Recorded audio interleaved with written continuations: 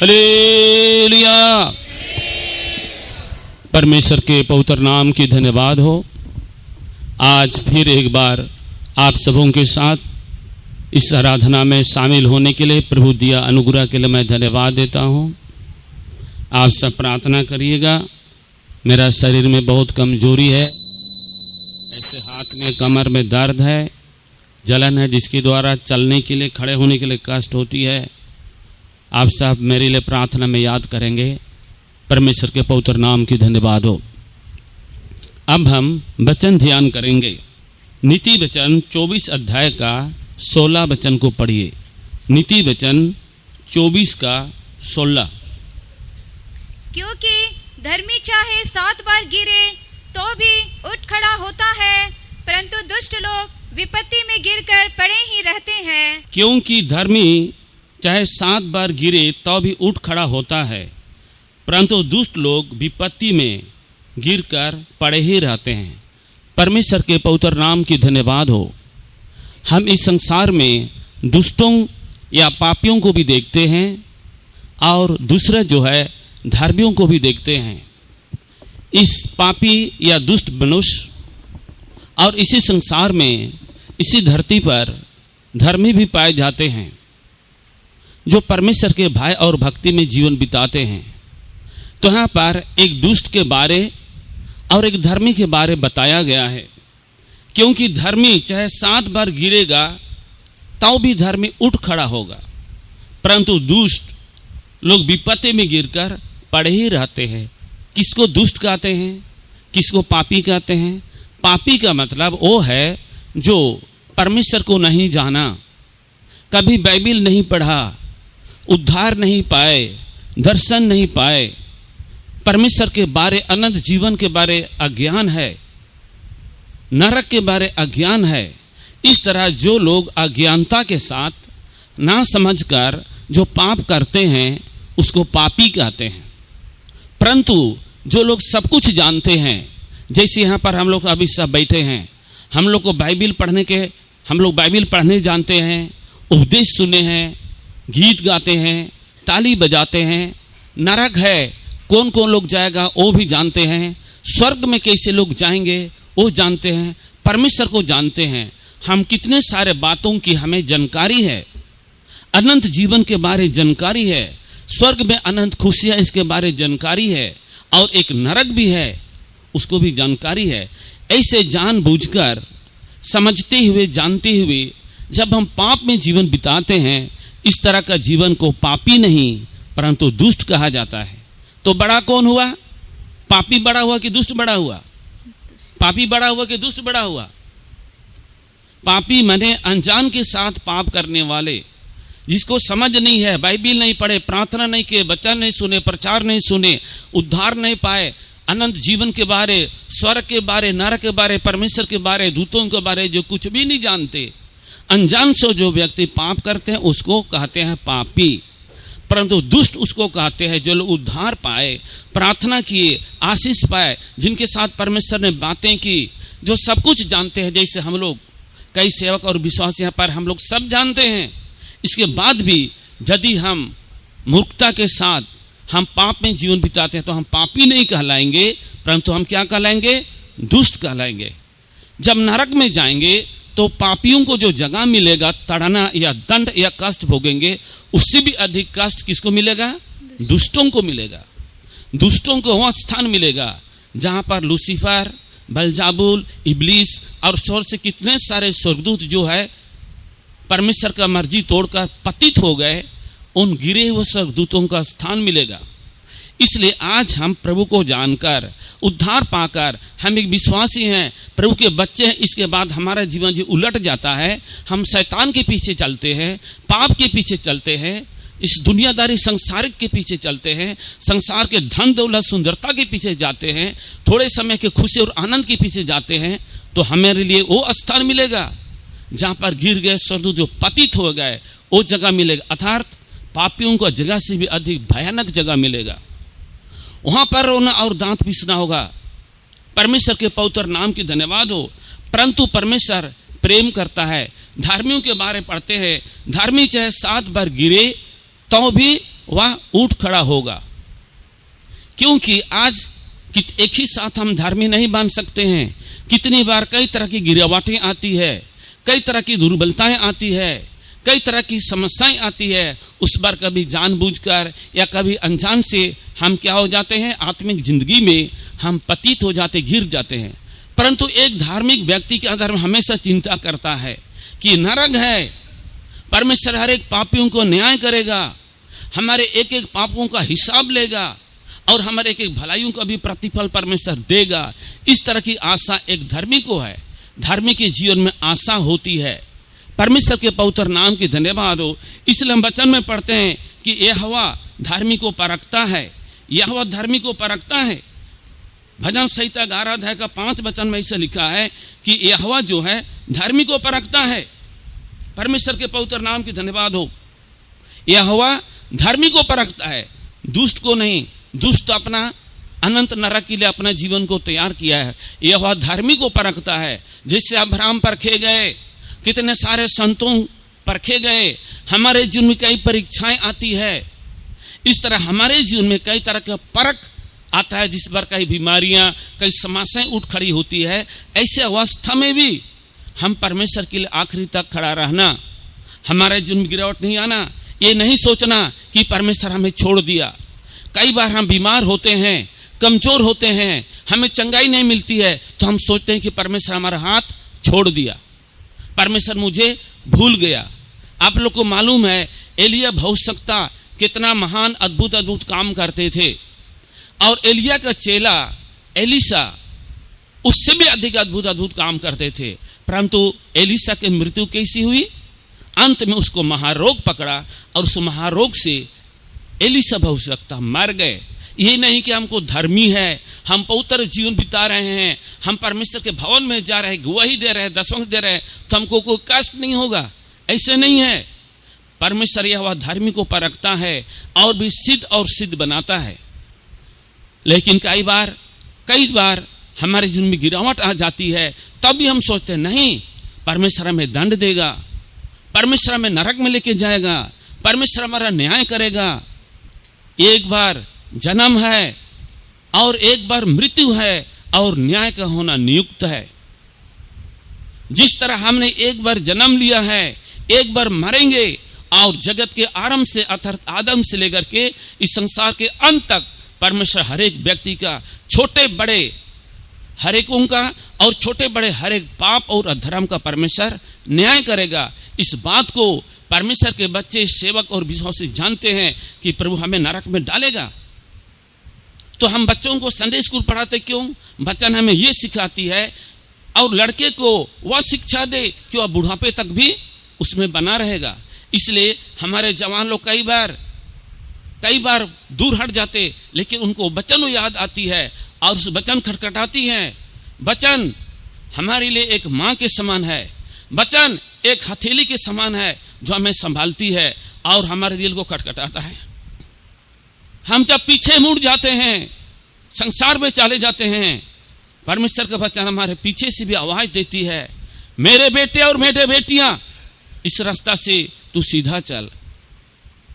संत यूहन्ना, बपतिस्मा यूहन्ना ही कहा, जंगल में प्रचार किया कि मार्ग को सीधा करो। कौन सा मार्ग को सीधा? हमारे आत्मिक जीवन का मार्ग, हमारे बुद्धि और हमारे समाज को सीधा करना। आज हम ध्यान करेंगे ये 7 बातें। एक व्यक्ति के बारे हम ध्यान करेंगे जो गिर गया था और उससे वह उठ खड़ा हुआ और एक बहुत बड़ा धर्मी बना। भजन संहिता 37 अध्याय का 24 वचन को एक जगह पढ़िए। भजन संहिता 37 का 24। चाहे वह गिरे तो भी पड़ा ना रह जाएगा, क्योंकि यहोवा उसका हाथ थामे रहता है। हालेलुया।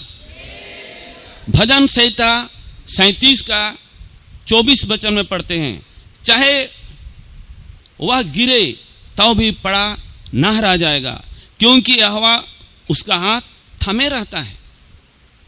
इसलिए हमारे आंखों को आंसू बहने से, हमारे प्राण को मृत्यु से और हमारे पांव को ठोकर खाने से बचाता है। हम गीत गाते या गीत गाए, यदि परमेश्वर हमारे पांव को ना संभाले, फिसलने से, अंधकार में जाने से ना संभाले, तो हम भी फिसल कर दुनिया में जाके नाश हो जाएंगे। आज हमारे जीवन में जो विश्वास के जीवन है, यह आत्मिक जीवन है, ये हमारी योग्यता नहीं, हमारी धार्मिकता नहीं, हमारे ज्ञान नहीं, हमारी विशेषताएं नहीं, परंतु परमेश्वर के अनुग्रह है, जो परमेश्वर अपने हथेली में हमें थमे रहता है। परमेश्वर का वचन हमें थमे रहता है और अपने मार्ग में हर एक दिन अगुवाई करता है। हबाकुक नबी के जीवन में भी ऐसे परीक्षाएं आई थी, समस्याएं आई थी, तब उसने कहा चाहे अंजीर के वृक्ष में फल ना लगे, गाय बैल के थान में धोखा पाया जाए, तो भी मैं अपने उद्धारकर्ता परमेश्वर के कारण आनंदित और मगन रहूंगा। वो मेरे पांव को हिरनियों के समान बलवंत करता, वो मेरा बलमूल है और ऊंचे ऊंचे मार्गों में मुझे चलाता है। जिस तरह एक हिरनी को देखते हैं कि जंगल और पहाड़ में कितने तेजी के साथ दौड़ सकती है, परमेश्वर एक हिरनी को इतना जब बल दिया है, उस जीवित परमेश्वर को पुकारने वालों के लिए और भी कितना बल दिया है। हबाकुक के जीवन भी कितने कठिनाइयों से गुजरा था, कितने समस्याओं से गुजरा था, लेकिन अंत में वो भी कहता है धर्मी जन विश्वास से जीवित रहेगा, हबाकुक नबी कहता है। लेकिन शुरू में क्लेश उपद्रव कर रहा था, जब परमेश्वर उसके दिल को छुआ, उसने परमेश्वर के बारे में स्मरण की, तो कहा सब कुछ मेरा घाटा हो जाए, सब नुकसान हो जाए, अयूब की तरह सब कुछ संपत्ति चला जाए। हबाकुक नबी भी कहा था इसे, चाहे मेरे अंजीर के पेड़ में फल न लगे, दाखलताओं में धोखा पाया जाए और गाय बैल के थानों में धोखा पाया जाए, तभी मैं अपने उद्धारकर्ता परमेश्वर के कारण आनंदित और मगन रहूंगा। आज हमें से कितने लोग ऐसे कहते हैं कि हमारे कष्ट, ये हमारे घाटा, ये हमारे नुकसान के समय में आनंदित और मगन होते हैं। हालेलुया बोलिए, परमेश्वर के नाम की धन्यवाद हो। वो परमेश्वर हमारे पांव को थामता और हमारे पांव को हिरनियों के समान बलवंत करता, क्योंकि हमारा बलमूल है और वो हमें ऊंचे ऊंचे मार्ग में चलाता है। ये ऊंचे मार्ग क्या है? ऊंचा अनुभव, ऊंची समझ, ऊंचे प्रकाशन, ऊंचे विश्वास की जिंदगी, जो हमेशा स्वर्ग बातों के बारे हम दिन रात ध्यान करते हैं। ऐसे हम व्यक्ति हैं। तो भी शैतान कई तरह की परीक्षाओं को लेकर के आता है। इस समय हम कभी कभी भटक भी जाते होंगे, तो भी हम याद करते हैं महान परमेश्वर है, जो हम कभी आंख से देखा नहीं, कान से सुना नहीं, चित्त में चढ़ी नहीं, ऐसे कि निवास स्थान तैयार कर रहा है बोल के हमें मालूम है। परमेश्वर के बच्चों को स्वर्ग में हमारे लिए अविनाशी, निर्मल और अजार मिरास है, जो महिमा से भरा हुआ और बयान से बाहर है। हम इस बातों को कैसे भूल सकते हैं? शायद थोड़े समय के लिए भूल सकेंगे, परंतु तब हम उठ खड़े होंगे। परमेश्वर के पवित्र नाम की धन्यवाद हो। हमारे जन्म से लेकर के मृत्यु तक कई तरह की परीक्षाएं और कई तरह की क्लेश आते रहती है, लेकिन तब भी परमेश्वर पर भरोसा करने वाले हमेशा दृढ़ किए जाएंगे, स्थिर किए जाएंगे। और इस संसार में यीशु ने कहा संसार में तुम्हें क्लेश होगा, परंतु ढाढ़स बांध, मैं संसार को जीत लिया हूं। आज हमारे जीवन में इतनी बड़ी प्रतिज्ञा, इतनी बड़ी आशा कि प्रभु हमारे लिए स्वर्ग में ज्योति मोती का महल बना रहा है, वहां पर ले जाएगा। कहकर हम तरसते और तड़पते और कहते हैं हे प्रभु यीशु आमीन, तो जल्द आ हमें अपने नित्य भवन ज्योति मोती के महल में ले जा, ताकि वहां पर सदा सर्वदा मैं तुझे देखता रहूं। भजन संहिता 87 के 7 में कहता है, और गवैये और नृतक कहेंगे सारे सोते तुझी में पाए जाते हैं। जब हम परमेश्वर के राज्य में जाएंगे, आज हमने जितना दुख सहा, परीक्षा झेला, कई समस्याओं को सहा है, इसके लिए हमारे लिए स्वर्ग में क्या मिलेगा? भजन संहिता 87 के 7 में लिखा है, और नृतक और गवैये कहेंगे सारे सोते तुझी में पाए जाते हैं। यही हमारा नाच होगी और यही हमारा गीत और भजन होगा। परमेश्वर के नाम की धन्यवाद हो। गवैये, नृतक यानी प्रभु के लिए कष्ट उठाए हुए लोग, सलीब उठाए हुए लोग, प्रभु के लिए अपने सर में मेहनत किए हुए लोग, गीत गाने वाले वे हैं गवैये जो अपने हृदय के साथ परमेश्वर के लिए जीवन जिए हुए लोग। हम आज प्रभु के लिए कष्ट और दुख सहते परीक्षा झेलते हैं और पूरे हृदय और मन आत्मा से हम परमेश्वर के लिए जीवन बिताते हैं। इसलिए हम नाचेंगे और गाएंगे, क्या कहेंगे? हे परमेश्वर, सारे सोते तुझी में पाए जाते हैं। परमेश्वर हमारा जीवन का सोता है, वो हमारा शांति का सोता है, वो दया का सोता है, क्षमा का सोता है, अनुग्रह का सोता है और आशीष का सोता है। हम कितने बात बोल सकते हैं, परमेश्वर हमारे जीवन का सारे सोता है। आज वो अनुभव शायद नहीं हुआ होगा, लेकिन हम जब स्वर्ग में जाएंगे ये सारे सोतों को हम देखेंगे जो हमारे हृदय में आनंद से गूंजता रहेगा, जो भूल नहीं पाएंगे, जो बयान से बाहर और महिमा से भरा है। परमेश्वर के पवित्र नाम की धन्यवाद हो। इतनी बड़ी खुशी का स्थान, इतने बड़े आनंद की जगह परमेश्वर अपने प्रिय लोगों के लिए तैयार किया है। संत पौलुस कहता है, मैंने अपने विश्वास की रखवाली की है और विश्वास की अच्छी कुश्ती लड़ी है। मेरे लिए वह इनाम रखा है, वह मुकुट रखा है, ना केवल मेरे लिए परंतु उनके लिए भी जो यीशु मसीह के आगमन को आने की जो प्रिय समझते हैं।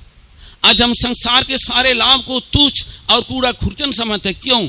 हमारे लिए उत्तम प्रतिफल है, उत्तम पुनरुत्थान है, इसलिए सारे बातों को भूल जाते, हम गिर भी जाते, हम उठ खड़े होते हैं। ये धर्मियों के जीवन की आशा होती है।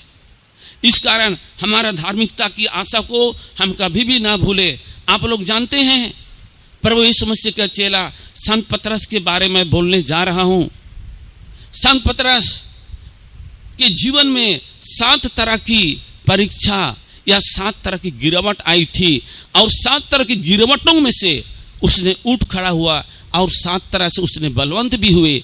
इसलिए पेंतिकोस्त के दिन में जब यीशु उठा लिए जाने के बाद संत पतरस को देखते हैं, इस संसार में जो सबसे प्रथम प्रभु यीशु मसीह के लिए वह बोझ उठाने वाला एक बहुत बड़ा प्रधान या चीफ पास्टर बन गए थे। अंत में यीशु ने कहा, हे सिमोन पतरस, क्या तुम मुझसे प्रेम करता है? हे प्रभु, तो जानता है। उसने कहा, तू मेरे भेड़ों को चरा। दूसरी बार पूछा, हे सिमोन पतरस, क्या तुम मुझसे प्रेम करता है? हाँ प्रभु, तू जानता है, मेरे मेमनों को चरा। तीसरी बार पूछा, हे सिमोन पतरस, क्या तुम मुझसे प्रेम करता है? हाँ प्रभु, तू जानता है, तुम मेरे भेड़ों की रखवाली कर। परमेश्वर के नाम की धन्यवाद हो। भेड़ों को अर्थात विश्वासियों को, मेमने अर्थात सेवकों का। सियोन पर वह मेमना खड़ा है, उनके साथ 1,44,000 लोग हैं। अर्थात संत पतरस भेड़ों को चराने वाले भी बने और मेमनों को अर्थात सेवकों को भी सिखाने वाले, चराने वाले बने और भेड़ों को रखवाली करने वाला रखवाला भी बने। क्यों? उसने 7 तरह की परीक्षाएं जो उनके जीवन में आई थी उन पर उसने खड़े हुए। धर्मी चाहे 7 बार गिरे तो भी पड़ा ना रहेगा, वह उठ खड़ा होगा। इस तरह संत पतरस के जीवन में भी 7 तरह की परीक्षाएं आई थी और वह पड़ा नहीं रहा, वो उठ खड़ा हुआ। परमेश्वर के पवित्र नाम की धन्यवाद हो। हमारे जीवन के सफर में हमारे जीवन की यात्रा में भी ऐसी जीवन अवस्थाएं आती है। तो हम पहली बात याद करेंगे, जो संत पतरस के जीवन में पहली गिरावट या परीक्षा आई थी वो क्या था? मत्ती का सुसमाचार 14 अध्याय का 28 वचन को पढ़िए। मत्ती 14 का 28। मत्ती 14 का 28। पतरस ने उसको उत्तर दिया, हे प्रभु, यदि तू ही है तो मुझे अपने पास पानी पर चलकर आने की आज्ञा दे। और आगे बढ़िए। उसने कहा, आ। तब पतरस नाव पर से उतरकर यीशु के पास जाने को पानी पर चलने लगा, पर हवा को देखकर डर गया और जब डूबने लगा तो चिल्लाकर कहा, हे प्रभु, मुझे बचा। यीशु ने तुरंत हाथ बढ़ाकर उसे थाम लिया और उससे कहा, हे अल्पविश्वासी, तूने क्यों संदेह किया? हालेलुया। जिस तरह प्रभु यीशु जल या पानी के ऊपर में चले थे, उसे देखकर संत पतरस भी चाहा कि मैं भी ऐसा करूं। और जब पानी के ऊपर में चलने लगे तो क्या हुआ? आंधी और तूफान, लहरें आई और डरने लगा और चिल्लाने लगा, हे प्रभु यीशु तू मुझे बचा।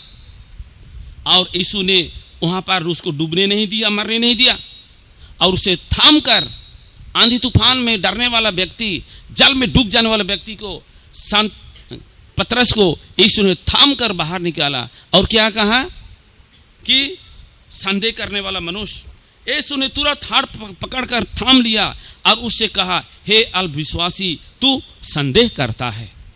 वहां पर हम क्या देखते हैं, संत पतरस को एक संदेह करने वाला व्यक्ति होकर के यहाँ पर हम देखते हैं। परमेश्वर के पवित्र नाम की धन्यवाद हो। आज कितने लोगों के जीवन में इस तरह का संदेह का अनुभव आ जाता है। जब हम कई तरह की परीक्षाओं में जाते हैं, कई बीमारों में जाते हैं, तो हमारे जीवन में इस तरह का संदेह आ जाती है। परंतु हम संदेह के बिना हमारे विश्वास में और भी अधिक अधिक हम पक्के हो जाना है, हमारे विश्वास में और भी अधिक अधिक बलवंत होते जाना है। परमेश्वर हमारे जीवन को इस तरह के रास्तों में जब लेकर के जाएगा तो हम और भी अधिक अधिक बलवंत हो जाना है। परमेश्वर के पवित्र नाम की धन्यवाद हो। तो इस याकूब का पुस्तक में हम पढ़ते हैं कि संदेह करने वाला उस समुद्र के लहर के समान है जो मैले और किचले उबारते हैं। हम कई बार इस तरह हम संदेह करते हैं। परमेश्वर के नाम की धन्यवाद हो। याकूब 1:16 में लिखा है, पर विश्वास से मांगे और जो कुछ संदेह ना करे, क्योंकि संदेह करने वाला समुद्र के लहर के समान है जो हवा से बहती और उछालती है। संदेह करने वाला आदमी, मनुष्य समुद्र के लहर के समान, जो कचरा मैला समुद्र के सारे गंदगी को लेके आता और लेके जाता है। ऐसे कितनों का दिमाग इस तरह पाए जाते, हृदय पाए जाते हैं। आज मन फिराएंगे, पछताव करेंगे, कल फिर बदल जाएंगे, दुनिया में चले जाएंगे। आज ठीक होंगे, कल बिगड़ जाएंगे। 10 दिन स्वर्ग में रहेगा ऊपर, 10 दिन नरक में रहेगा पृथ्वी पर। इस तरह अदल बदल जीवन होते रहेगा। तो परमेश्वर हमारा ठीका लेके रखा है कि हम रोज पाप करते रहें और रोज क्षमा करते रहेगा। रोमी 6:1 में संत पौलुस कहता है, या क्या प्रभु यीशु मसीह अनुग्रह दाता है तो क्या हम पाप करते रहें कि हम पर अनुग्रह बहुत हो? कदापि नहीं। जब हम एक बार पाप को छोड़ दिया तो हम क्यों कर उसमें जीवन बिताएं। परमेश्वर के पवित्र नाम की धन्यवाद हो। इस तरह संदेह का जिंदगी संत होने से भी, यीशु के साथ रहा, खाया पिया, उठा बैठा, अद्भुत कामों को भी देखे थे, यीशु के साथ रहे थे, यीशु उनको बुलाया था, अलग किया था, तो भी इतने बड़े संत होने से भी उनके जीवन में क्या हुई थी? संदेह आई थी। ऐसे हमारे जीवन में भी संदेह आ जाती है, लेकिन प्रभु से थाम लिया। परमेश्वर के पवित्र नाम की धन्यवाद हो। इसी तरह का संदेह करने का जिंदगी, परमेश्वर पर संदेह करने का जीवन, कई सारी बातों में ये संदेह करने का जीवन एक मैले कुचड़े का लहर ले आने वाला जिंदगी है, जो प्रभु के राज्य के लिए संदेह करना पीछे हटा देता है। लेकिन प्रभु ने उसे थमा था, इसलिए वो बलवंत हुए। हमारे जिंदगी में भी इस तरह संदेह नहीं हुए। संत पतरस के पहला गिरावट वो था संदेह करने का जीवन, और परमेश्वर हमें उससे उठा खड़ा करना चाहता है। हालेलुया। और दूसरा जो उसका गिरावट है, बड़ाई करना। वो खूब अपना बड़ाई करे। सब लोग प्रभु यीशु तुझे छोड़ के भाग जाए, सब लोग तुझे छोड़ देगा, सब छोड़ दे, मैं तुझे कभी ना छोड़ूंगा। यीशु ने कहा, मनुष्य का पुत्र पकड़वा जाएगा, मारा जाएगा, क्रूस पर चढ़ाया जाएगा, ये कष्ट होगा क्रूस में। संत पतरस ने बड़े अधिकार के साथ, हिम्मत के साथ कहा, सब लोग तुझे छोड़ के भागे तो भागे, मैं तुझे कभी नहीं छोड़ूंगा। इस तरह बहुत ही अपनी बड़ाई और प्रशंसा की। मार्कुस सुसमाचार 14:29-31 वचन पढ़ते हैं। मार्कुस का सुसमाचार 14:29-30-31। पतरस ने उससे कहा, यदि सब ठोकर खाएं तो खाएं, पर मैं ठोकर नहीं खाऊंगा। यीशु ने उससे कहा, मैं तुझसे सच कहता हूँ कि आज ही इसी रात को मुर्ग के 2 बार बांग देने से पहले तो 3 बार मुझसे मुकर जाएगा। पर उसने और भी जोर देकर कहा, यदि मुझे तेरे साथ मरना भी पड़े तो भी मैं तेरा इनकार कभी ना करूंगा। इसी प्रकार और सबने भी कहा। हालेलुया। कितने जल्दीबाजी के साथ, कितना जोर से कहा, सब लोग तुझे छोड़ के चले जाए तो चले जाए, मैं तुझे कभी इनकार ना करूंगा, मरने तक भी मैं तुझे इनकार ना करूंगा। लेकिन संत पतरस को यीशु ने कहा था, मुर्गा भागने से पहले तो 3 बार मेरा इनकार करेगा। इस तरह अपने आप को क्या कहा, अपना बड़ाई किया, प्रशंसा किया। आज कितने लोग अपना बड़ाई मारते, फरीसी शास्त्री का जैसे, हम प्रभु के लिए ये किया, घर बना दिया, कन्वेंशन चला दिया, दान दे दिया, शादी करा दिया, ये खिलाया वो पिलाया। यीशु ने कहा, यदि तेरा दाना हाथ देगा तो उसे बाएं हाथ जानने ना पाए। आज कितना लोग दिखाने के लिए, नाम कमाने के लिए भी कई तरह का भलाई करते दिखाते हैं। मत्ती 6:1 में लिखा है, मैं हर एक दिन उस वचनों को याद करता हूँ। 1988 का मार्च महीना में यीशु मसीह मेरे साथ बोला था। यहाँ पर मत्ती 6:1 में लिखा है, सावधान, मनुष्यों को दिखाने के लिए धर्म के काम ना करो, नहीं तो स्वर्ग पिता से कुछ भी फल नहीं पाओगे। आज कितने सारों के जीवन में ढिंढोरा पीटने का स्वभाव है, डींग मारने का स्वभाव है। हम ये कर दिया, हम वो कर दिया, कितने बड़े बड़े बात बोलते हैं। हाँ, यीशु के चेले ने आकर के कहने लगे, हे प्रभु, हम तेरे नाम से दुष्ट आत्माओं को निकाल दिया, हम चंगे कर दिए, ऐसे किए वैसे किए। तो यीशु क्या शाबाश दिया, हाँ तुम लोग बहुत अच्छे काम किया। यीशु ने क्या कहा, इन सारे जो भी बड़े बड़े काम किए, अद्भुत काम किए, इससे तू आनंदित ना हो, पर उससे आनंदित हो कि तेरे नाम स्वर्ग की पुस्तक में लिखी गई है। परमेश्वर के नाम की धन्यवाद हो। आज कितनों का स्वभाव है, हम ऐसे किए वैसे किए, ये दिया वो दिया ये लिया, बड़े बड़े डिंग मारते, भाषण करते, दूसरे को तुच्छ जानते, सुनाते और दिखाने के लिए करते, फरीसी शास्त्री के जैसे, और अपने आप को नाम कमाते हैं। ऐसे नाम कमाने के लिए, दिखाने के लिए यदि हम करेंगे तो हमारे लिए स्वर्ग पिता से कुछ भी फल नहीं मिलेगा। संत पतरस ने ही दिखा रहे थे, सब लोग छोड़ के भाग जाए, मरने तक मैं तुझे नहीं छोड़ूंगा। इस तरह का बड़े जोर से जुल्म के साथ गए थे, परंतु जब परीक्षा आई तो उसने पराजय हो गए। यीशु कहा, मेरे मुर्गा मांगने से पहले तू 3 बार मेरा इनकार करेगा। परमेश्वर के पवित्र नाम की धन्यवाद हो। तो नीति वचन में लिखा है, ये जगह नीति वचन 27 में लिखा है कि कल के विषय तू ना भूलना, क्योंकि तू नहीं जानता कि आज दिन भर में क्या होगा। नीति वचन 27 का 1-2 वचन पढ़िए। कल के दिन के विषय में डिंग मत मार, क्योंकि तू नहीं जानता कि दिन भर में क्या होगा। तेरी प्रशंसा और लोग करे तो करे, परंतु तू आप ना करना। दूसरा तुझे सराहे तो सराहे, परंतु तू अपनी सराहना ना करना। हालेलुया। यहाँ पर क्या पढ़ते, कल के विषय में, कल के दिन के विषय में मत भूल, क्योंकि तू नहीं जानता कि दिन भर में क्या होगा। तेरी प्रशंसा लोग करे तो करे, परंतु तू आप ना करना। दूसरा तुझे सराहे तो सराहे, परंतु तू अपनी सराहना ना करना। कई बार हम, कितना सारा लोग हैं, अपना बेटा बेटी को खूब बड़ाई मारते, दूसरा बुराई करेगा तो उसका बेटी को कुछ नहीं बोलना। बेटा को, मेरा बेटा अच्छा है, मेरा बेटी अच्छा है, मेरा बेटा अच्छा ऐसा है, मेरा पति अच्छा है। अच्छा कुछ नहीं रहता, लेकिन उसका खूब बड़ाई करते। आगे चल कर उसका बेटी ऐसे हो गया, तैसे हो गया, बेटा ऐसे हुआ। हम कई कहानियाँ सुनते हैं। क्यों? कितनों को आदत है अपना बेटा बेटी को बड़ाई करना, पति का बड़ाई करना। यहाँ पर कल के विषय मत भूल, कल के विषय आनंद ना कर, क्योंकि तू नहीं जानता आज दिन भर में क्या होगा। कल के बारे हम नहीं जानते कि हमारे जीवन में कौन सी विपत्तियां आएगी, क्या परीक्षा आएगी, हम बचेंगे कि नहीं बचेंगे वो भी नहीं जानते हैं। तेरी प्रशंसा लोग दूसरे करे तो करे, परंतु तू अपनी प्रशंसा ना करना। संत पतरस का दूसरा गिरावट क्या था, उसने अपनी प्रशंसा किया, अपनी बड़ाई किया, अपने डींग मारा। इसलिए उसके जीवन में क्या देखते हैं, यीशु ने कहा मुर्गा मांगने से पहले तो 3 बार इनकार करेगा। वो बातें वो भूल गए थे, बड़े बड़े भाषण दिए थे। जब मुर्गा मांगा तब उसकी याद आई, 3 बार यीशु को कहा हम नहीं छोड़ेंगे, यह है वो है। जब मुर्गा मांगने के बाद उसको पता चला कि सचमुच मैं यीशु को ऐसा कहा था और मैं उससे नहीं जानता कहकर इनकार किया। परमेश्वर के नाम की धन्यवाद हो। इस तरह आज भी कई तरह की हम संसार में क्लेश और परीक्षा को देख रहे हैं, कई तरह मसीहों को तड़ना दे रहे हैं। उस समय भी हमारे मन और विचार, हमारे विश्वास या स्थिर जीवन को भटका नहीं देना, परंतु हमें प्राण देने तक विश्वासी रहकर उस जीवन का मुकुट को पाना है। इस तरह हम अपना बड़ाई, हम अपना प्रशंसा करेंगे तो नहीं जानते आगे क्या होगा।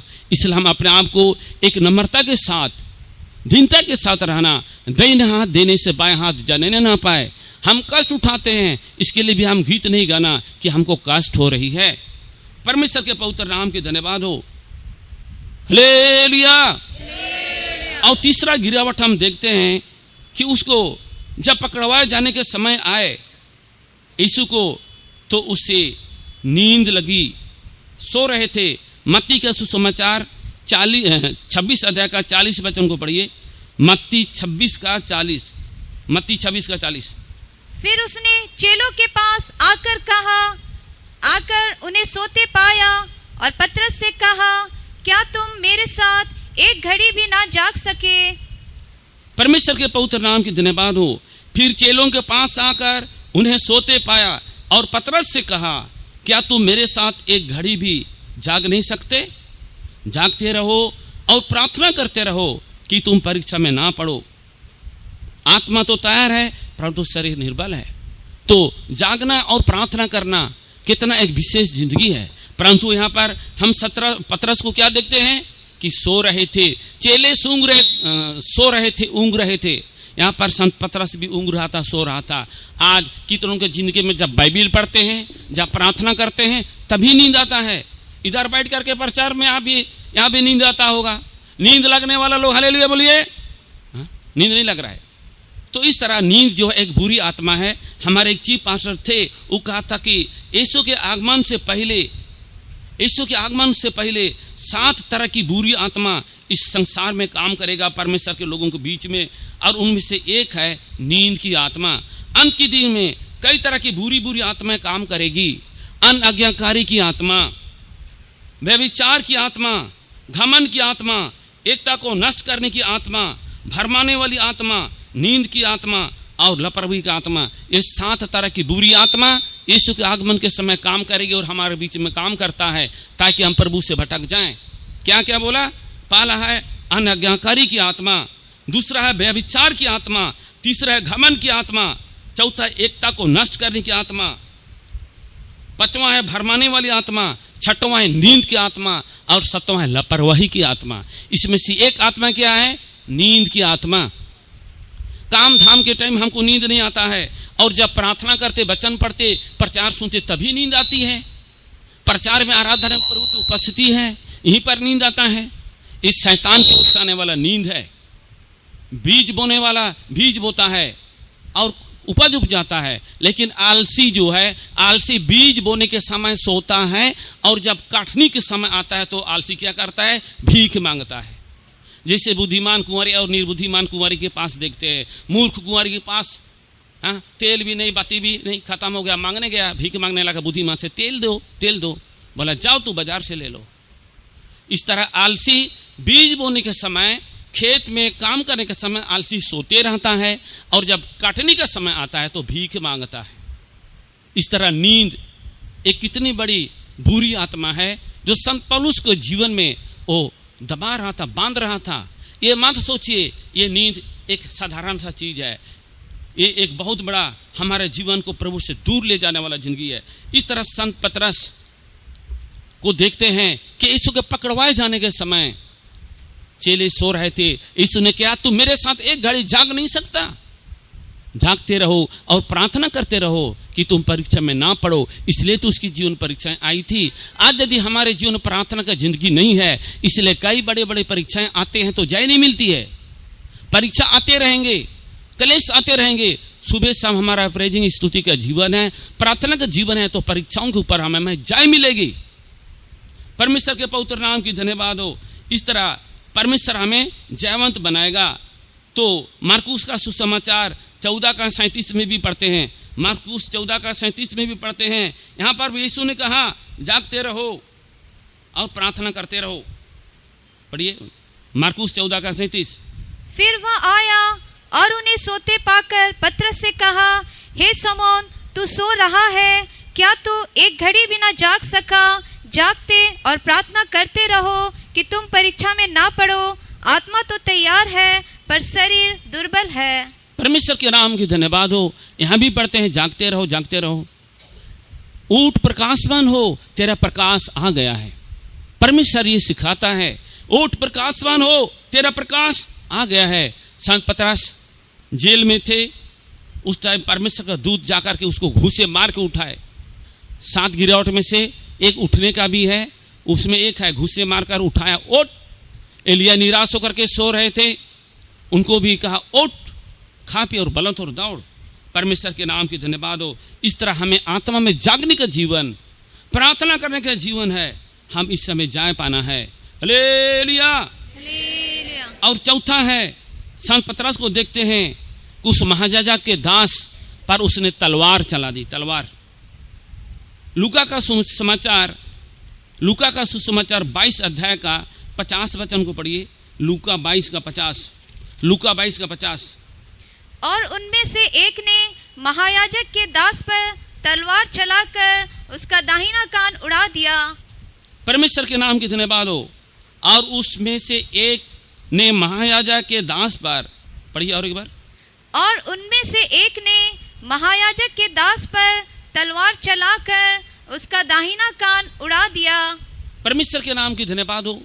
जब यीशु को पकड़वाए जाने के समय आए, फरीसी शास्त्री लोग, महायाजक लोग पकड़ने के लिए आए, उनके दास लोग आए, तो संत पतरस ने क्या किया? उस महायाजक का दास का कान तलवार चलाकर उसके काने उड़ा दिया। इतने जलन थे, इतने धुन थे, हम किसी को ऐसा मार सकता है?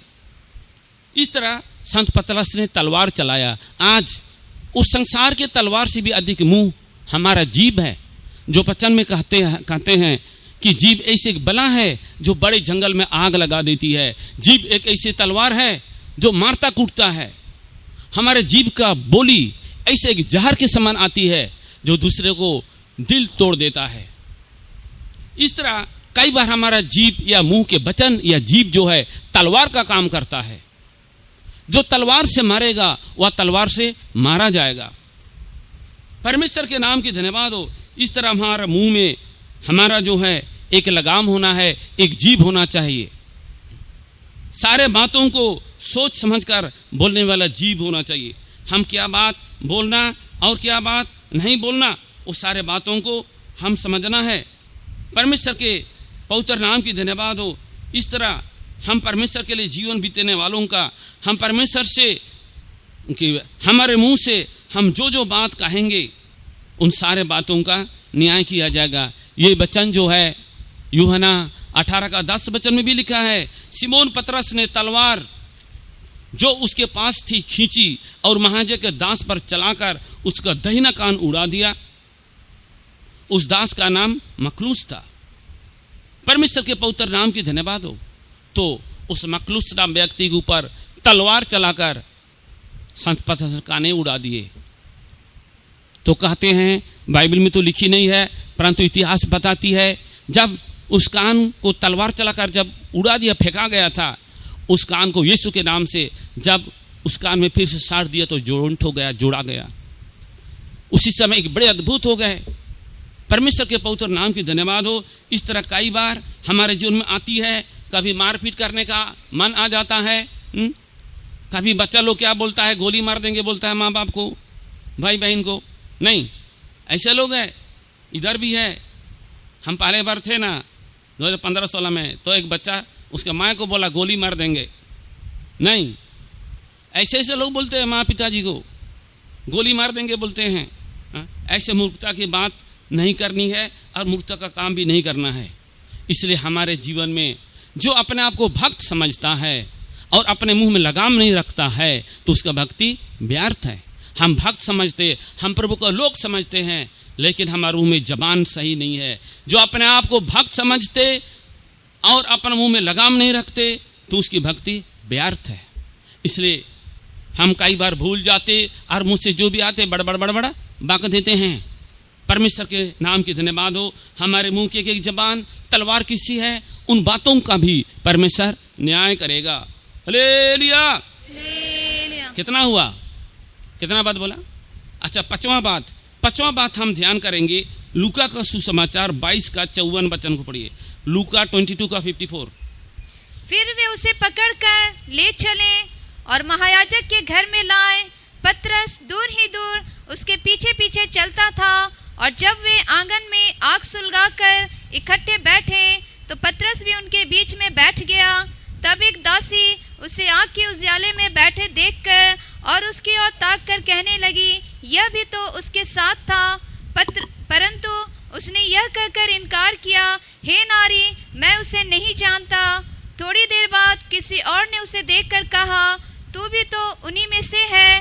पतरस ने कहा, हे मनुष्य, मैं नहीं हूँ। कोई घंटे भर के बाद एक और मनुष्य दृढ़ता से कहने लगा, बस और यीशु संत पतरस को देखते हैं कि पचवा जो है क्या हुए, वह दूर दूर रहने लगा, यीशु के पास नहीं रहे, दूर दूर रहने लगा। पहले कहा था सब छोड़ के भागे तो भागे, चाहे मरना भी पड़े मैं तुझे नहीं छोड़ूंगा, लेकिन वो क्या हुए, दूर दूर यीशु से दूर दूर हटते गए। आज कितने लोग मुंह से अपना दुख कष्ट नहीं बताते हैं, क्या दुखी है, क्या तकलीफ है, नहीं बताते हैं, और क्या होते, परमेश्वर के सम्मुख से दूर दूर चले जाते हैं। इस तरह कई लोगों के जीवन में दूर हटने का जिंदगी आ जाती है। तो इस तरह दूर रहने का जिंदगी, दूर रहते रहते दूर चले जाएंगे और पीछे हट जाएंगे। इस तरह दूर हटने का जीवन लोगों के जीवन में काम कर रहा है। फिर वे उससे पकड़कर ले चले और महाराजा के घर में ले आए, और पतरस दूर ही दूर उसके पीछे पीछे चलता था। परमेश्वर के नाम की धन्यवाद हो। और यीशु को ऐसे इनकार करते रहा, दूर होते रहा।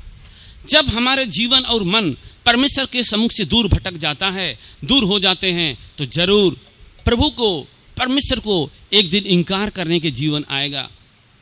परमेश्वर के नाम की धन्यवाद हो। इसलिए हम वचन में पढ़ते हैं, परमेश्वर के सम्मुख में, परमेश्वर के उपस्थिति में आनंद की भरपूरी है और उसके देने और सुख सर्वदा बना रहता है। 91 का एक भजन में लिखा है, जो परम प्रधान के छाए हुए स्थान में बैठा रहे वह सर्वशक्तिमान से ठिकाना पाएगा। ठिकाना यानी विश्राम। जो परम प्रधान परमेश्वर के छाए में, उनके उपस्थिति में रहेगा, वह विश्राम पाएगा। परमेश्वर के सम्मुख आनंद की भरपूरी है और उसके देने और सुख सर्वदा बना रहता है। इतनी बड़ी उपस्थिति को छोड़कर चले जाते हैं। परमेश्वर के पवित्र पर्वत में कौन चढ़ने पाएगा? परमेश्वर के तंबू में कौन वास करेगा? इसलिए परमेश्वर के पर्वत में चढ़ना, परमेश्वर के तंबू में वास करना, उनकी उपस्थिति में रहना आज हमारे जीवन में, हमारे आत्मिक जीवन की चाल चलन या यात्रा की दौड़ में, इस अनुभव में वहाँ तक पाया जाना, पवित्र पर्वत में चढ़ना, परमेश्वर के तंबू में वास करना। परमेश्वर का रज को, स्वर्ग राज को पवित्र पर्वत भी कहा गया, या पहाड़ कहा गया, या तंबू कहा गया, या पवित्र नगर कहा गया है, नई यरूशलेम कहे गए हैं, कई अलग अलग नामों से जानते हैं। यह परमेश्वर की उपस्थिति को छोड़कर, यह परमेश्वर के समूह को छोड़कर कितने लोग चले गए। एक दिन पतरस से भी यीशु ने पूछा था, हे सिमोन पतरस, क्या तू मुझे छोड़ करके जाएगा? पतरस ने कहा, हे प्रभु, अनंत जीवन की बातें तो तेरे ही पास है, तुझे छोड़कर मैं कहां जाऊं? आज कितने लोग इस तरह कहते हैं कि प्रभु को छोड़ के हम कहां जाएं? कहाँ आनंद है, कहाँ शांति है, कहाँ पर अनंत जीवन की बातें हुई जाएंगे। कितना लोग तो दुनिया में सिर्फ चंगाई के लिए, आशीष के लिए प्रभु के भवन में आते हैं। यीशु छाप था दुनिया में तो कई झुंड ग्रुप का लोग जमा होते थे। यीशु खाना देता है बोल के खाना देने वालों को झुंड था, चंगा करता बोल के चंगा करने वालों को झुंड था, फरीसी से दोष पकड़ने वाले एक झुंड था, और यीशु मसीह जो वचन प्रचार करते उससे एक झुंड था। कई झुंड का लोग पाए जाते हैं दुनिया में, परंतु हमें वो झुंड होना जो प्रभु का वचन को सुनकर अनंत जीवन, जो संत पतरस ने कहा था, हे प्रभु, अनंत जीवन की बातें तो तेरे ही पास है, मैं तुझे छोड़कर कहाँ जाऊं। इसलिए हर संडे, हर एक आराधना में हम आते हैं कि हमको क्या संदेश, क्या उपदेश आज मिली है।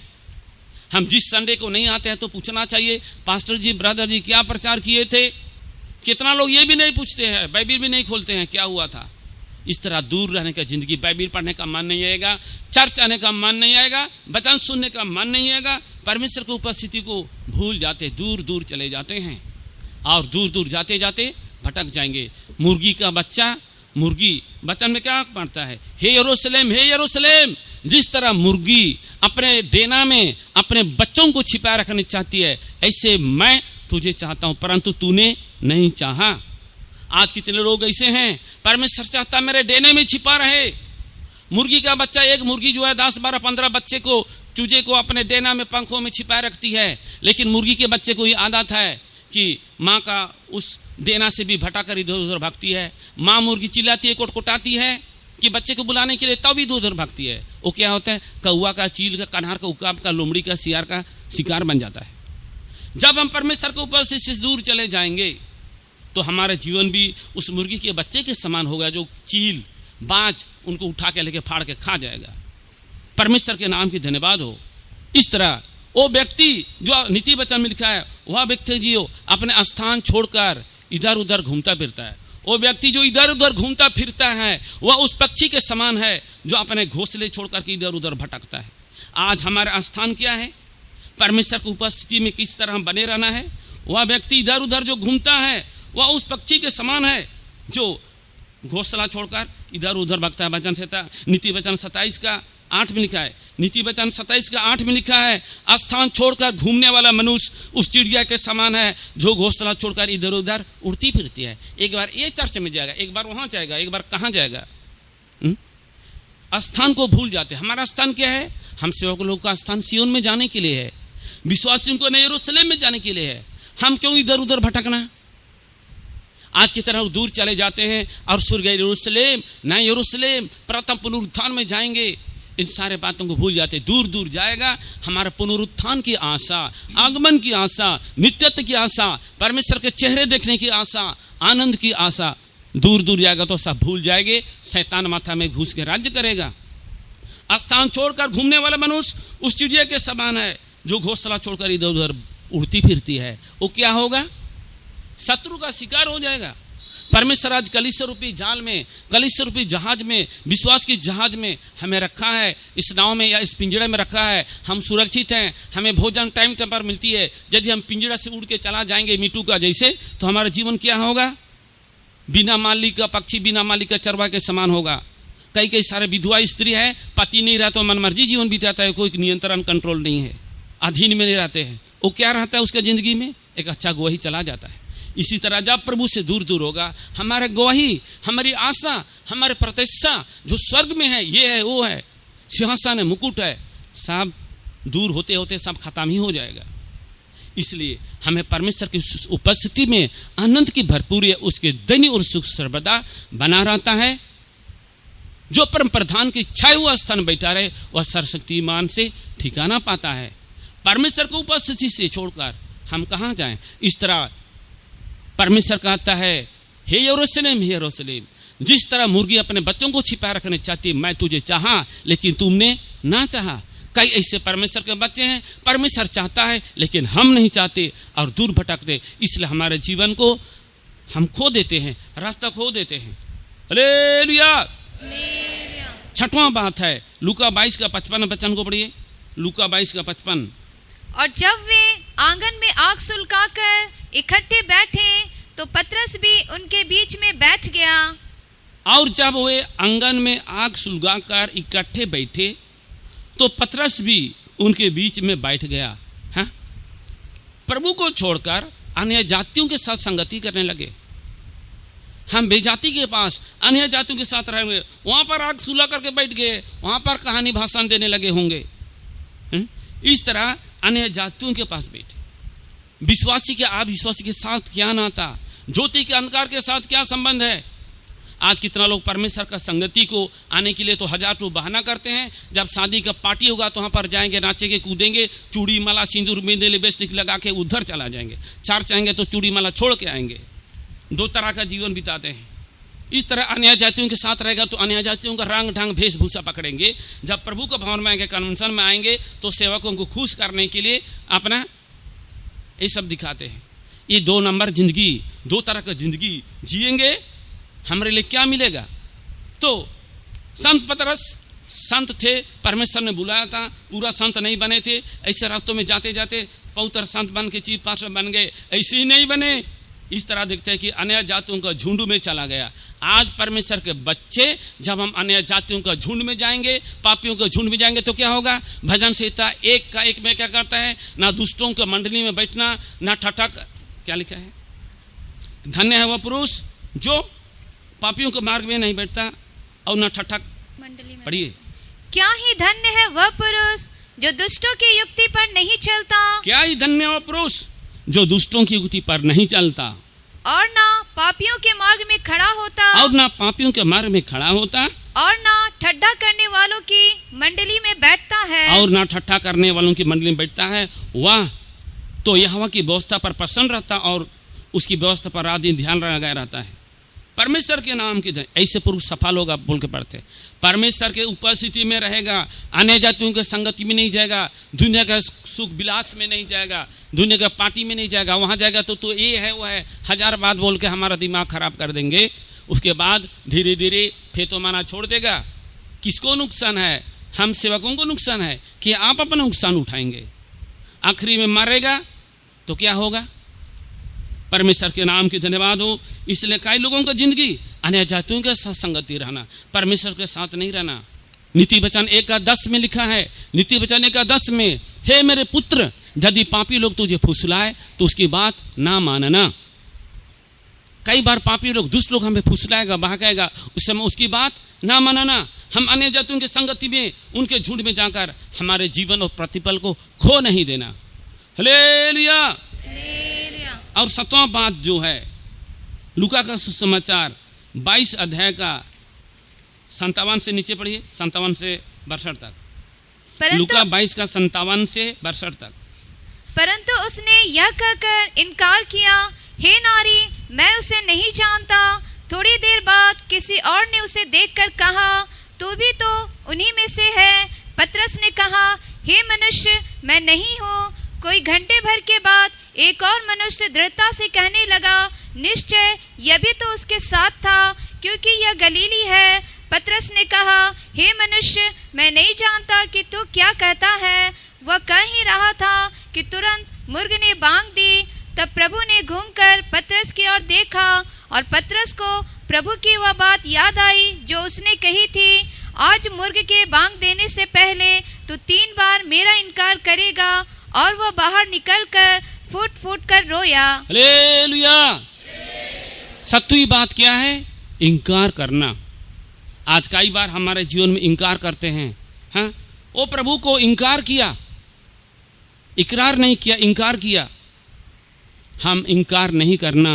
हम प्रभु को नहीं जानते, वो धिकारने लगे, तुझ जानने लगे, सपात खाने लगे। हे नारी, मैं उस व्यक्ति को नहीं जानता, परंतु उसने यह इनकार किया, हे नारी, मैं उससे नहीं जानता। थोड़ी देर बाद किसी और ने उसे देखकर वो भी कहा कि तू भी तो उसी के साथ था। पतरस ने कहा, हे मनुष्य, मैं नहीं जानता। पहले तो औरतिया उसके चुगली लगा दी, यीशु मसीह के साथ ही था बोल के। समझ रहे हैं? वही औरतिया को चुगली लगाया, पहले ये था फरीस, यीशु के साथ था। आज कितना लोगों का जिंदगी में इसी है, यीशु मसीह का चेला को भी फंसवा दिया होता। तो उसने इनकार किया था। यीशु ने कहा, मुर्गा बांधने से पहले तो 3 बार इनकार करेगा। और उसने इनकार किया तो याद आया कि हाँ, जैसे प्रभु ने कहा था ऐसे उसको याद आई। और क्या किया? 62:62 में क्या पढ़ते हैं? और वह बाहर जाकर फूट फूट के रोने लगा। परमेश्वर के नाम की धन्यवाद हो। 7 तरह की परीक्षा आई थी, 7 बातों में गिर गया। लेकिन 62 में क्या पढ़ते हैं? यीशु को जितने इनकार किया था, त्याग दिया था, भूल गया था, 7 बातों में गिर गया था, तो गिरा हुआ ही नहीं रहा। लेकिन क्या हुए? यीशु की बातें याद आई और उसने पछतावा किया और वह बाहर जाकर फूट फूट के रोने लगा। मैं अपने स्वामी को छोड़ दिया, उससे इनकार किया, उसने पछतावा किया। प्रभु यीशु मसीह संत पतरस के टूटे मन को देखा, उनके आंसुओं को देखा। वह बिलक बिलक करके रोया, फूट फूट करके रोया। यीशु मसीह उसको देखा, सचमुच इस व्यक्ति ने पछतावा किया है। आज हम कितने बार हजारों पाप करते हैं, हमारे अधर्म सिर के बाल से भी अधिक हो जाते हैं, लेकिन हमारे जीवन में पछतावा नहीं आता है। परमेश्वर हमारे जीवन के पछतावा को देखने चाहता है। फिर एक बार सुनिए, संत पतरस 7 बातों में गिरा था। वह है, पहला है प्रभु में संदेह किया, दूसरा है अपना बड़ाई प्रशंसा किया, तीसरा है उसको नींद लगी, चौथी है उसने तलवार चलाई, 5वां है यीशु के सम्मुख से दूर दूर चलने लगे, 6वां है अन्य जातियों का झुंड में चला गया, 7वां है यीशु को इनकार किया। लेकिन इसके बाद ऐसे नहीं रहे, वह उठ खड़ा हुआ, वो याद आए सारे बातें, यीशु के साथ रहा तब से सारी बातें याद आई।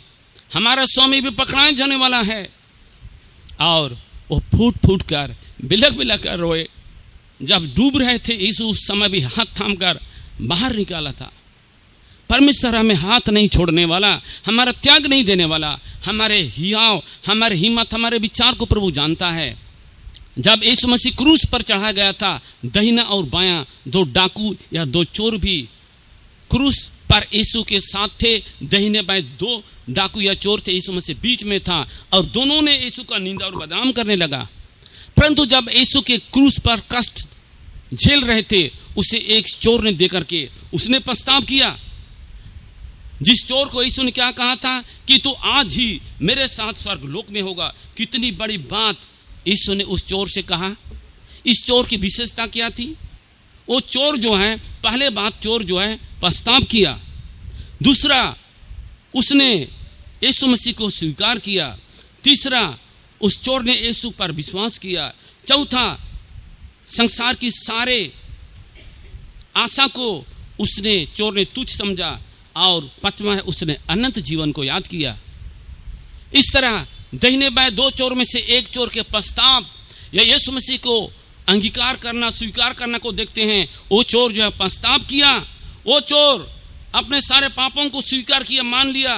तीसरा चोर जो है यीशु मसीह पर विश्वास किया, सारे जगत के पापों के लिए मारा जा रहा है, लोग रहे हमें शुद्ध करेगा, क्षमा करेगा। पांचवा बात, वो संसार की सारी खुशी आनंद को तुच्छ समझा, संसार के कोई चीज में आशा नहीं की। पांचवा बात, यीशु जब स्वर्ग में जा रहा है बोलकर उस चोर ने अनंत जीवन को याद किया और कहा, हे प्रभु यीशु, जब तू स्वर्ग में जाए तो मुझे स्मरण करना। अंत की घड़ी में आखिरी समय था, यीशु ने उसे कहा, तू आज ही मेरे साथ स्वर्ग लोक में होगा। हालेलुया। आज परमेश्वर के सामने हमारा क्या प्रस्ताव का जिंदगी है, हमारा क्या स्थिरता का जिंदगी है, हम किस तरह जीवन बिता रहे हैं। आइए इस सुबह के वक्त में हम अपने आप को जांचें और परखेंगे। एक चोर पर भी परमेश्वर ने दया किया। यही नहीं है कि दुनिया का सुख, दुनिया का इच्छा में जीवन बिताकर मरने के टाइम हम प्रभु हमें बचाओ, प्रभु हमें क्षमा करो कहेंगे तो क्षमा हो जाएगा। ये नहीं, जो जानबूझकर पाप करते, जो जानबूझकर पाप करते, वचन सुने, उद्धार पाए, अभिषेक पाए, उपदेश सुने, संतों की संगति में आए, इसके बाद भी जी पाप करेंगे तो हम पापी नहीं परंतु दुष्ट कहलाएंगे। परंतु जो प्रभु को नहीं जाना दुनिया का व्यक्ति पाप कर तो पापी है, परंतु हम जानते जानते अनजान वाला गलत काम करेंगे तो हम दुष्ट कहलाएंगे। धर्मी चाहे 7 बार गिरे तब वह उठ खड़ा होगा, परंतु दुष्ट पड़ा ही रहेगा। धर्मी का दीपक जलता रहेगा और दुष्ट का दीपक बुझ जाएगा। आइए हमारे दीपक को जलाए, साफ घुटने में बैठ जाए, हमारे प्रभु यीशु को याद करें, हम यीशु के शरीर को याद करें। यीशु संत पतरस से कैसे कैसे कहा था, जो बिलक बिलक करके रोने लगा, उस पर दया की। पेंतीकोस्त के दिन में संत पतरस अभिषेक पाने के बाद प्रचार किया। कितना गलील के लोग आकर के इकट्ठा हुए, यरूशलेम इकट्ठा हुए, यहाँ पर क्या हो रहा है, पूछने लगे यहाँ क्या हो रहा है, हम क्या करें। संत पतरस ने कहा, अपने अपने पापों की क्षमा के लिए मन फिराओ और विश्वास करो तो तुम पवित्र आत्मा का दान पाओगे। और उनके वचन को सुनकर सारे लोगों का हृदय टूट गए। परमेश्वर के नाम की धन्यवाद हो। और यीशु को जाने के बाद, स्वर्ग में जाने के बाद, प्रथम व्यक्ति यीशु का चेला संत पतरस चेलों को स्थिर किए, विश्वासों को स्थिर किए, प्रचार किए, अद्भुत अद्भुत कामों को किए, लंगड़े चलने लगे, इस तरह बड़े काम किया। क्यों? उनके प्रस्ताव का जिंदगी से यीशु खुश हुआ और कहा, तू मुझे प्रेम करता है, मेरे भेड़ों को चरा। सिमोन पतरस क्या प्यार करता है, मेरे मेमनों को चरा। सिमोन पतरस क्या तू मुझे मेरे भेड़ों की रखवाली कर। एक अच्छा मेमना है, सेवकों को चराने वाले, सिखाने वाले अगुए हुए, भेड़ों को चराने वाले, विश्वासों को सिखाने वाले बने और सबका रखवाला बन गए। परमेश्वर के नाम की धन्यवाद हो। इतनी बड़े काम एक गिरे हुए व्यक्ति में परमेश्वर ने किया। संत पौलुस कहता है, प्रभु यीशु मसीह का अनुग्रह सब पापियों के लिए हुआ और उनमें से सबसे बड़ा पापी मैं हूं। संत पौलुस एक दिन एक दुष्ट व्यक्ति था, स्तिफनुस को भी पत्थर कराया था, कितनों को जेल खाने में ले लेकर डाल रहे थे, लेकिन वो क्या कहता है, यीशु मसीह का महान अनुग्रह इस संसार में हुआ और मुझ पापी पर हुआ, जो सबसे बड़ा पापी मैं हूं। परमेश्वर इस संसार के पापियों को छुड़ाने के लिए आया। परमेश्वर के नाम की धन्यवाद हो। ऐसे पहला तिमुथी 1:15 पढ़ते हैं, यह बात सच है और हर प्रकार के मानने के योग्य है कि मसीह यीशु पापियों को उद्धार करने के लिए जगत में आया, जिनमें बड़ा सबसे बड़ा मैं हूं। इसी तरह हम पापी थे, हम बड़े पापी थे या दुष्ट थे, अधर्मी थे। परमेश्वर पाप के दलदल के कीचड़ से उबार कर हमें चट्टान में खड़ा किया है, हमें ले आया है। हमारा स्थान क्या है? हम स्थान छोड़ करके भटकने वाला मनुष्य नहीं बना, नहीं तो उस पक्षी के समान हो जाएंगे। आइए इस सुबह के वक्त में हमारे जीवन को समर्पण करें। प्रभु यीशु मसीह के कितने दास, कितने लोग कई परीक्षाओं में गए, लेकिन यीशु को भूल नहीं गए, छोड़ नहीं गया, और यीशु भी नहीं छोड़ा। यीशु हमारा हाथ ना छोड़ेगा। देख, जगत के अंत तक सदा में तुम्हारे संग हूं। ओ आज यदि हमारे अंदर ऐसे पछतावा है, ऐसी जिंदगी है, हम बिलक बिलक कर रोते हैं, यीशु जैसे कहा था, देख जगत के अंत तक सदा में तुम्हारे संग हूं, वो हमारे संग संग रहेगा। चोर से कहा, आज ही तो मेरे साथ स्वर्ग लोक में होगा। हम परमेश्वर के राज्य में हम जाने वाले, उठा लिए जाने वाले, इतनी बड़ी आशा, पुनरुत्थान की आशा, आगमन की आशा, नित्यता की आशा, यीशु के साथ रहने की आशा हमारे अंदर में हर एक दिन जाग उठना है। प्रभु हम सबों को सहायता करे। हम कभी पतित या पीछे जानबूझ के नहीं होना। आइए हम प्रभु यीशु को देखकर, उनके साथ रहकर निशान की ओर दौड़ने के लिए और निशान की ओर पहुंचकर प्रभु के पास उठा लिए जाने के लिए प्रभु हम सबों को सहायता करने के लिए हम धन्यवाद करेंगे। जागते रहो मसीह लोगों, सारे पृथ्वी नाश होने वाली